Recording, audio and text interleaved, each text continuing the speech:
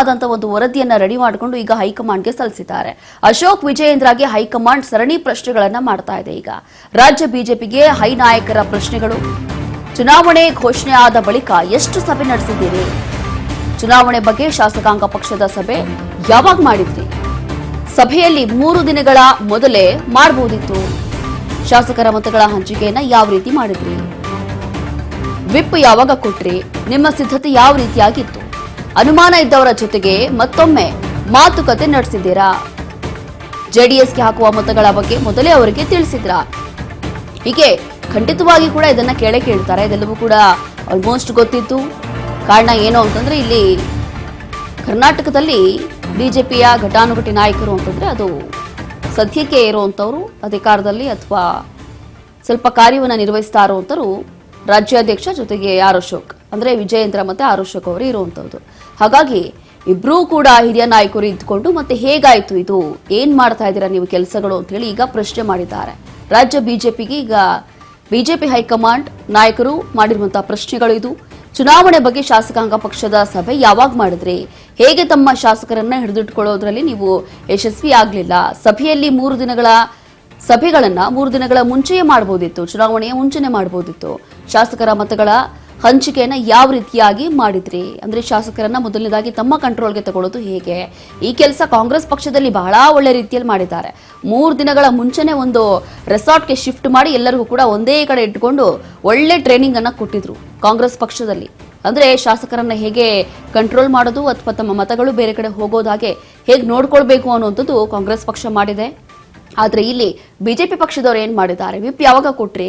ನಿಮ್ಮ ಸಿದ್ಧತೆ ಯಾವ ರೀತಿಯಾಗಿತ್ತು? ಇದೆಲ್ಲವೂ ಕೂಡ ಪ್ರಶ್ನೆ ಮಾಡಿದ್ದಾರೆ. ಮತ್ತಷ್ಟು ಡೀಟೇಲ್ಸ್ ಕೊಡ್ತಾರೆ ನಮ್ಮ ಪ್ರತಿನಿಧಿ ಬಸವರಾಜ್ ಹೂಗಾರ್. ಈಗ ಖಂಡಿತವಾಗಿಯೂ ಕೂಡ ಎಲ್ಲರಿಗೂ ಒಂದು ಪ್ರಶ್ನೆ ಹುಟ್ಟುತ್ತಾ ಇದೆ. ವಿಜಯೇಂದ್ರ ಮತ್ತೆ ಆರ್ ಅಶೋಕ್ ಅವರು ಇಲ್ಲಿ ನಮ್ಮ ಕರ್ನಾಟಕದಲ್ಲಿ ಹಿರಿಯ ನಾಯಕರಾಗಿ ಬಿಜೆಪಿಯಿಂದ ಮತ್ತೆ ಅವ್ರು ಏನ್ ಕೆಲಸ ಮಾಡ್ತಿದ್ರು ಇಷ್ಟು ದಿನ, ಹೇಗೆ ಎಲ್ಲವೂ ಕೂಡ ನೋಡ್ಕೊಳ್ತಾ ಇದ್ದಾರೆ ಅನ್ನೋದಕ್ಕೆ ಇಲ್ಲೇ ಒಂದು ಸಾಕ್ಷಿ ಸಿಗಬಹುದು ಅಂತ ಹೇಳ್ಬೋದು. ಈ ಬಾರಿಯ ಕ್ರಾಸ್ ವೋಟಿಂಗು ಈಗ ಬಿಜೆಪಿ ಹೈಕಮಾಂಡ್ ಯಾವ ರೀತಿಯಾದಂತ ಒಂದು ಕ್ರಮವನ್ನು ತಗೊಳ್ಬಹುದು? ರೋಹಿಣಿ, ಪರಿಷತ್ನ ಚುನಾವಣೆಯಲ್ಲಿ ಬಿಜೆಪಿಯ ಪಾಳದಲ್ಲಿ ಅಡ್ಡ ಮತದಾನ ಕೂಡ ಆಗಿರ್ತಕ್ಕಂಥದ್ದು. ಈ ಒಂದು ನಿಟ್ಟಿನಲ್ಲಿ ಇದೀಗ ದೆಹಲಿ ಅಂಗಳಕ್ಕೂ ಕೂಡ ಈ ಒಂದು ಅಡ್ಡ ಮತದಾನ ವಿಚಾರ ಕೂಡ ತಲುಪಿರ್ತಕ್ಕಂಥದ್ದು. ಖುದ್ದಾಗಿ ರಾಜ್ಯ ಬಿಜೆಪಿಯ ಅಧ್ಯಕ್ಷರಾಗಿರ್ತಕ್ಕಂಥ ವಿಜಯೇಂದ್ರ ಅವರು ಮತ್ತೆ ವಿರೋಧ ಪಕ್ಷದ ನಾಯಕರಾಗಿರ್ತಕ್ಕಂಥ ಆರ್ ಅಶೋಕ್ ಅವರು ಕೂಡ ಹೈಕಮಾಂಡ್ ನಾಯಕರನ್ನ ಭೇಟಿ ಆಗಿರ್ತಕ್ಕಂಥದ್ದು. ಪ್ರಮುಖವಾಗಿ ಅಡ್ಡ ಮತದಾನ ಮಾಡಿರ್ತಕ್ಕಂಥವ್ರು ಯಾರು ಅನ್ನುವಂಥದ್ದು ಒಂದಿಷ್ಟು ಅನುಮಾನಗಳ ಹಿನ್ನೆಲೆಯಲ್ಲಿ ಕೆಲವೊಂದಿಷ್ಟು ಹೆಸರುಗಳನ್ನ, ರಿಪೋರ್ಟ್ ಅನ್ನ ಹೈಕಮಾಂಡ್ ನಾಯಕರಿಗೆ ಇಬ್ಬರು ನಾಯಕರು ಕೂಡ ಸಲ್ಲಿಸಿದ್ದಾರೆ ಅನ್ನುವಂಥದ್ದು. ಒಂದಿಷ್ಟು ಅನುಮಾನಗಳು ಕೂಡ ವ್ಯಕ್ತವಾದಂತ ಹೆಸರನ್ನ ಉಲ್ಲೇಖ ಮಾಡಿದ್ದಾರೆ. ಆದ್ರೆ ಇಂಥವ್ರೇ ಅನ್ನುವಂಥದ್ದು ಇನ್ನೂ ಕೂಡ ಅವ್ರಿಗೂ ಕೂಡ ಇನ್ನು ಗೊತ್ತು ಆಗಿಲ್ಲ. ಯಾಕಂತಂದ್ರೆ ಒಂದ್ ಕಡೆ ಇದು ಗೌಪ್ಯ ಮತದಾನ. ಆದ್ರೆ ಹೈಕಮಾಂಡ್ ನಾಯಕರು ಆ ಶಾಸಕರ ಮೇಲೆ ಕ್ರಮ ಕೈಗೊಳ್ತೇವೆ. ಆದ್ರೆ ತಮ್ಮ ಒಂದು ಸಿದ್ಧತೆ ಹೇಗಿತ್ತು ಅನ್ನುವಂತ ನಿಟ್ಟಿನಲ್ಲಿ ಒಂದಿಷ್ಟು ಪ್ರಶ್ನೆಗಳನ್ನ ವಿಜೇಂದ್ರ ಅವರಿಗೆ ಮತ್ತೆ ಆರ್ ಅಶೋಕ್ ಅವರಿಗೂ ಕೂಡ ಕೇಳಿದ್ದಾರೆ ಅನ್ನುವಂಥದ್ದು.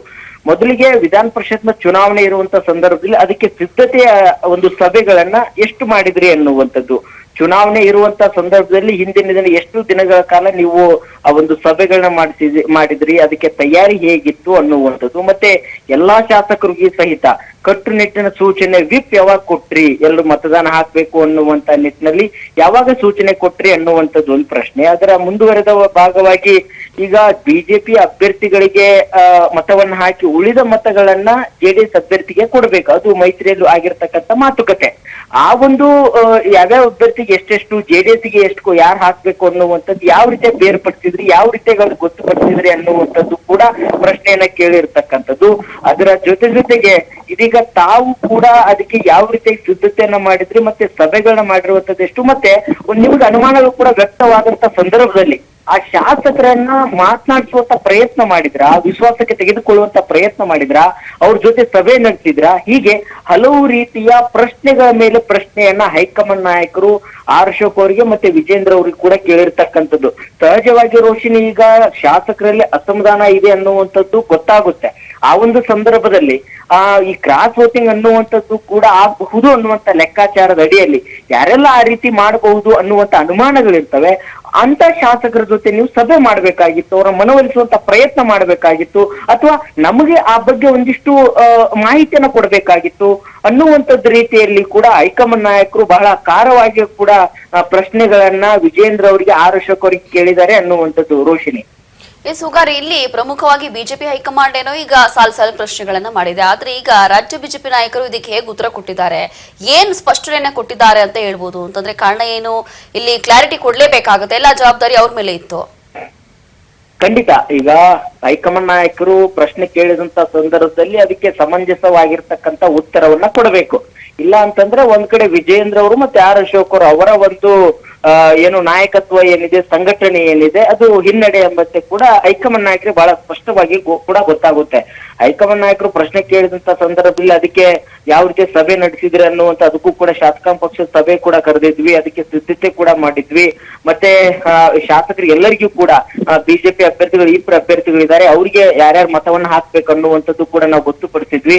ಅದರ ಜೊತೆಗೆ ಉಳಿದಿರ್ತಕ್ಕಂಥ ಮತಗಳು JDS ಅಭ್ಯರ್ಥಿಗೆ ಕೂಡ ಯಾರು ಹಾಕ್ಬೇಕು ಅನ್ನುವಂತ ಅದು ಕೂಡ ಗೊತ್ತುಪಡಿಸಿದ್ವಿ. ಆದ್ರೆ ನಮಗೆ ಆ ಒಂದು ಸಂದರ್ಭದಲ್ಲಿ ಯಾವುದೇ ರೀತಿ ಕೂಡ ಅನುಮಾನಗಳು ಕೂಡ ಕಂಡು ಬಂದಿರಲಿಲ್ಲ. ಎಲ್ಲಾ ಶಾಸಕರು ಸಹಿತ ಪಕ್ಷ ನಿಷ್ಠೆಯನ್ನು ಮೆರೀತಾರೆ, ಪಕ್ಷದ ಅಭ್ಯರ್ಥಿಗಳಿಗೆ ಒಂದು ಮತವನ್ನ ಚಲಾಯಿಸ್ತಾರೆ, ಪಕ್ಷ ಸೂಚಿಸುವಂತಹ ನಿರ್ದೇಶನಗಳಿಗೆ ಅವರು ಬದ್ಧರಾಗಿರ್ತಾರೆ ಅನ್ನುವಂತಹ ಲೆಕ್ಕಾಚಾರದಲ್ಲಿ ಕೂಡ ನಾವಿದ್ವಿ. ನಮಗೇನಾದ್ರೂ ಅನುಮಾನ ಬಂದಂತ ಸಂದರ್ಭದಲ್ಲಿ ನಾವು ನಿಮಗೆ ಕೂಡಲೇ ಮಾಹಿತಿಯನ್ನ ಕೊಡ್ತಿದ್ವಿ, ಅಥವಾ ನಾವೇ ಒಂದು ಅವ್ರನ್ನ ಮನವೊಲಿಸುವಂತ ಪ್ರಯತ್ನ ಮಾಡ್ತಿದ್ವಿ.